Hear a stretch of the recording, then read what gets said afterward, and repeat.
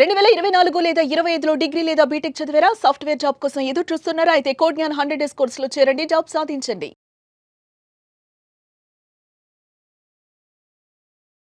Welcome to Suman TV. నేను మీ Suman TV Nag. Recovery agents కనుక మీకు ఫ్రీక్వెంట్గా కాల్ చేసి డిస్టర్బెన్స్ క్రియేట్ చేస్తూ ఉంటే అటువంటి సమయంలో మీరు ఆ ఎవిడెన్సెస్ని సేకరించి ఏ విధంగా కంప్లైంట్ చేయాలి? ఈరోజు మనతో పాటు ప్రముఖ అడ్వకేట్ శశికాంత్ గారు ఉన్నారు. ఈ విషయాలన్నీ డీటెయిల్గా వారి మాట్లాడి తెలుసుకుందాం. Hello sir. నమస్తే సార్, ఎవరైనా సరే అంటే లోన్ తీసుకున్న తర్వాత ఎలా అంటే కొంతమంది రికవరీ ఏజెంట్స్ బిహేవ్ చేసేటువంటి తీరు చాలా దరిద్రంగా ఉంటుంది.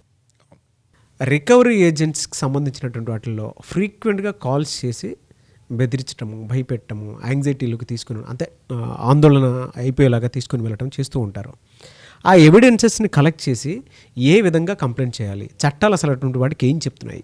ముందుగా నాగరాజ్ గారు, మనం ఈ కలెక్షన్ వీడియోలో ఏవైతే తీస్తున్నామో రికవరీ ఏజెంట్స్ హెరాస్మెంట్ వీడియోలో మనకి కొంత థ్రెటనింగ్ కాల్స్ ఆల్రెడీ నాకే స్టార్ట్ అయినాయి. అర్థమైందా మీకు? ఎవరు చేస్తున్నారంటే ఈ నార్మల్గా ఊర్లలో కాల్ మనీ ర్యాకెట్ ఉండేది ఇంతకుముందు, విజయవాడలో అక్కడ విన్నాం మనం, రైట్? అక్కడి నుంచి ప్లస్ లోకల్గా ఎవరైతే అప్పులు ఇచ్చుకుంటుంటారో వాళ్ళ దగ్గర నుంచి నాకే థ్రెటనింగ్ కాల్స్ స్టార్ట్ అయినాయి. ఇంకా డబ్బు ఇచ్చిన వాళ్ళ పరిస్థితి, డబ్బు తీసుకున్న వాళ్ళ పరిస్థితి ఎట్లుంటుందండి? ఇంకా దారుణం. ఈ థ్రెటనింగ్ కాల్స్కి, ఈ తాటాకు చెప్పట్లకి మనం భయపడేది లేదు. మనము ఈ బాధితుల్ని కాపాడాలండి. ముందుగా ఆర్బీఐ గైడ్లైన్స్ ఏం చెప్తుందంటే ఈ కాల్స్ గురించి, ఎస్ఎంఎస్ఎస్ గురించి, కలెక్షన్ ప్రాసెస్ గురించి ఇవాళ మనం చాలా కొత్తగా చెప్పుకుంటున్నాము. మీరు ఎలా ఎవిడెన్సెస్ సేకరించాలి అన్నది ఈ వీడియోలో చెప్తాను నేను. అంటే evidences to prove that RBI guidelines are violated by collection agents అన్నది మనం ఇప్పుడు క్లియర్గా చెప్పుకుందాం. ఓకే, మొట్టమొదటిది కాల్ లాగ్స్. అంటే మీకు ఏ కలెక్షన్ ఏజెంట్ నుంచి అయినా సుమారుగా 2-3 కాల్స్, పూటకు ఒక 2 కాల్స్, ఒక కాల్ వస్తే it is okay, it is accepted. జనరల్గా ఏమవుతుంది, ఇప్పుడు ఒక్క ఈఎంఐ కట్టకపోయినా కూడా 100 కాల్స్ వస్తున్నాయి, which is not accepted as per RBI guidelines. Fair practicing కోడ్లో 100 సార్లు కాల్ చేయండి అని లేదు. సో మీరు ఏం చేయాలి, ఇట్లా 100 సార్లు కాల్ చేసి అంటే మీ పని చేసుకొని రాలు. మీరు ఆఫీస్లో ఉన్న ఫోన్ రింగ్ ఎత్తునే ఉంటుంది, మీరు డ్రైవింగ్లో ఉన్న ఫోన్ రింగ్ ఎత్తునే ఉంటుంది, మీరు మీటింగ్లో ఉన్న ఫోన్ రింగ్, మీరు తింటున్నా, మీరు బాత్రూంలో ఉన్న ఫోన్ రింగ్ అవుతూనే ఉంటుంది. మిమ్మల్ని బేసిక్గా మీ ప్రైవసీ ఏదైతే ఉందో దాన్ని కంప్లీట్గా కిల్ చేసేస్తారు. రిపీటెడ్ కాల్స్, ఇట్లా రిపీటెడ్ కాల్స్ 100 టైమ్స్ 100 నెంబర్స్ నుంచి వస్తుంటాయి. కాల్ సెంటర్లో ఆ నెంబర్ వేసేసి వదిలేస్తారన్నమాట. ఇట్లా ఇట్లా మనం కట్ చేయగానే 1 సెకండ్లో మళ్ళీ కాల్ వచ్చేస్తుంటుంది. కట్ చేయగానే మళ్ళీ 1 సెకండ్లో కాల్ వచ్చేస్తుంటుంది. ఇది చాలామంది దీనికి బీపీ వచ్చేసి డిప్రెషన్కి పోయి హార్ట్ స్ట్రోక్స్ వచ్చిన వాళ్ళు కూడా ఉన్నారు. ఓకే, వీళ్ళకి నేను చెప్పేది ఏంటంటే రానియండి, ఎన్ని కాల్స్ అయినా చేయనియండి, మీరు టెన్షన్ పడక్కర్లే.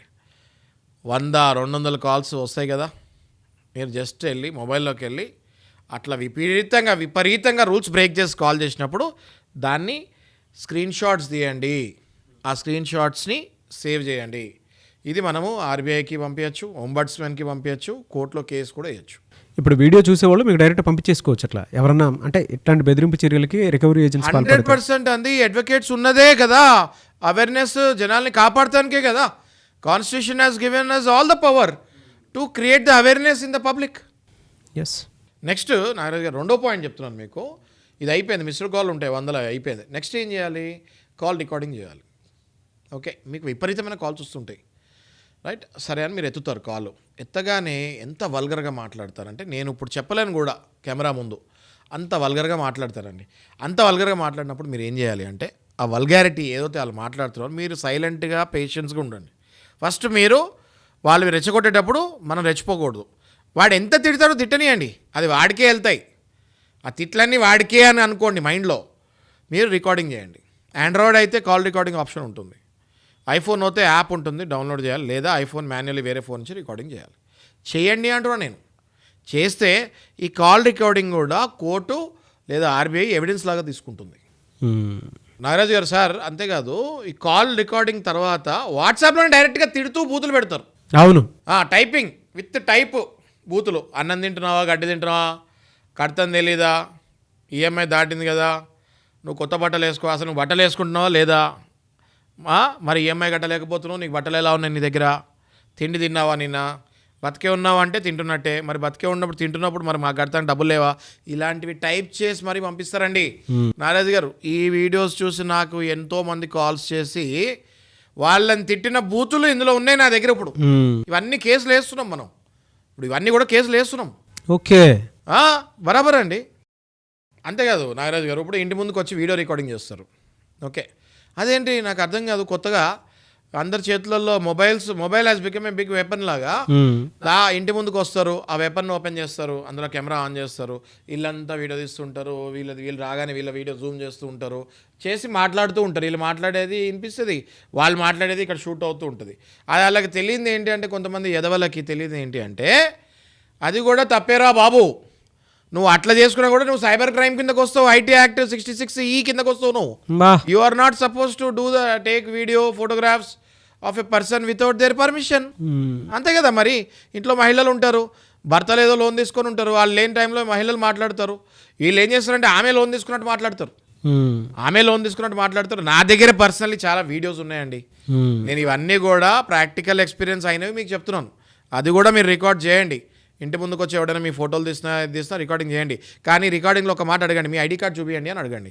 వాడు చూపిడు. 90% ఆఫ్ ద కలెక్షన్ ఏజెంట్ జోబులో ఐడి కార్డులు ఉండవు. మీ ఐడి కార్డ్ చూపించండి అని అడగండి. ఐడి కార్డ్ నా దగ్గర లేదు అంటారు, అది కూడా రికార్డ్ చేయండి. వెంటనే ఆ రికార్డింగ్ని పోలీసు వాడికి పంపించేసి, వీడెవడో నాకు తెలియదు ఇంటి ముందుకు వచ్చి న్యూసెన్స్ చేస్తాడంటే వాళ్ళు వచ్చి పట్టుకొని పోతారు. ఈ బెస్ట్ మెథడ్ అండి. ఇంకోటి, రికార్డింగ్ చేయలేదు, ఆ కాల్ లాగ్స్ కూడా ఇప్పుడు మీ దగ్గర లేవు. వీడియో చూసే వాళ్ళు అనుకుంటూ ఉంటారు, అయ్యో సార్ నేను ఇవన్నీ చేయలేదు అని. ఏం టెన్షన్ పడకండి. మీరు ఏ ఆపరేటర్ వాడుతున్నారు, ఎయిర్టెల్లా, వోడాఫోనా, వాటెవర్, జియోనా, ఏ ఆపరేటర్ వాడుతున్నారో అలా కాల్ చేయండి. అలా కాల్ చేసి నాకు కాల్ డీటెయిల్ బిల్ కావాలి అని అడగండి. ఓకే, వాళ్ళు ఏదో 10 రూపాయలు 20 రూపాయలు ఛార్జ్ చేస్తారు. మీ మెయిల్ ఐడికి కాల్ డీటెయిల్ బిల్ పంపిస్తారు. అంటే రోజుకి ఎన్ని కాల్స్ వచ్చాయి అందులో ఉంటాయి. 100 పేజీలు వస్తాయి మీకు. అన్నిసార్లు చేస్తుంటారు కదా, మరి అవును 100 పేజీలు వస్తాయి. ఆ 100 పేజీలు తీసుకొని మీ దగ్గర పెట్టుకోండి. That will be used as an evidence again. Nagaraju గారు, ఇవన్నీ కూడా ఒక ఫోల్డర్లో మీరు పెట్టుకోండి. ఓకే, మనం ఏవేవి చెప్పాము? Call register, call log register మొదటిగా, తర్వాత ఎస్ఎంఎస్లో బూతులు తిడుతూ ఉంటారు, తర్వాత వాట్సాప్లో బూతులు తిడుతూ ఉంటారు, తర్వాత వాళ్ళు మాట్లాడేటప్పుడు బూతులు తిడుతూ ఉంటారు, వీడియో కాల్ చేస్తూ ఉంటారు, ఫోటోలు తీస్తుంటారు. దగ్గర 6-7 పాయింట్లు చెప్పాను నేను. ఈ 6-7 పాయింట్లు కాకుండా ఇంకో పాయింట్ చెప్తున్నానండి. పక్కింటికి వెళ్ళి వాళ్ళకి మీ ఫోటో చూపిస్తారు. సో పక్కింటి వాళ్ళు మీకు చెప్పేటప్పుడు అది కూడా రికార్డింగ్ చేయండి. ఈ పక్కింటి వాళ్ళు మీకు ఫోన్ చేస్తారు డెఫినెట్గా, వాళ్ళన్న వ్యక్తి వచ్చి మీ ఫోటో చూపించాడండి, అది రికార్డింగ్ చేయండి. That is enough to close this collection agency itself. Collection ఏజెన్సీనే క్లోజ్ చేసేయచ్చు. ఎందుకంటే ఆర్బీఐ నుంచి బ్యాంక్కి లెటర్ వెళ్తుంది, ఆ ఏజెన్సీ ఎవరు, ఆ కలెక్షన్ ఏజెన్సీ ఎవరు, వెంటనే వాళ్ళని టర్మినేట్ చేసేయని. అంతే, ఆర్బీఐ గైడ్లైన్స్ అండి అది. రెగ్యులేటరీ బాడీ, బ్యాంకులన్నిటికీ రెగ్యులేటరీ బాడీ ఎవరు? Reserve bank of India. Reserve bank of India ఏం చెప్తుంది, ఆ పర్టికులర్ బ్యాంక్ ఏం చెప్తుంది? మొన్నే ఒక ప్రముఖ బ్యాంక్కి 59 లక్షల పెనాల్టీ కూడా వేస్తాం జరిగింది, రూల్స్ ఫాలో అవ్వలేదని. ఆ రిజర్వ్ బ్యాంక్ ఏం చేస్తుంది, వెంటనే ఆ పర్టికులర్ బ్యాంక్కి పంపిస్తుంది. పలానా వ్యక్తి, ఆ ఫోటో ఉంటాయి, వీడియోలు ఉంటాయి, ఈ వ్యక్తి ఏ ఏజెన్సీలో పనిచేస్తాడు, మీరు ఏ ఏజెన్సీకి ఇచ్చారు కలెక్షన్ ఏజెన్సీ, ఇమీడియట్గా వితౌట్ నోటీస్ ఇమీడియట్గా ఆ ఏజెన్సీని టర్మినేట్ చేయండి, సస్పెండ్ చేయండి, తర్వాత నోటీస్ అయిన తర్వాత టర్మినేట్ చేసేయండి అంటది. అర్థమైంది కదా? మీ కలెక్షన్ ఎవరైతే మీ ఇంటికి వచ్చాడో వాడు జాబే పోతుంది అంటున్నాను నేను. అంటే ఇలా ఫేస్ చేసేటువంటి వాళ్ళు చాలా మంది ఉన్నారండి, మన ఆడియన్సే చాలా మంది ఉన్నారు. అటువంటి వాళ్ళు మీలాంటి వాళ్ళ దగ్గర సలహాలు సూచనలకి సంప్రదించవచ్చా? నాగరాజ్ గారు, మనం అవేర్నెస్ క్రియేట్ చేస్తున్నామండి.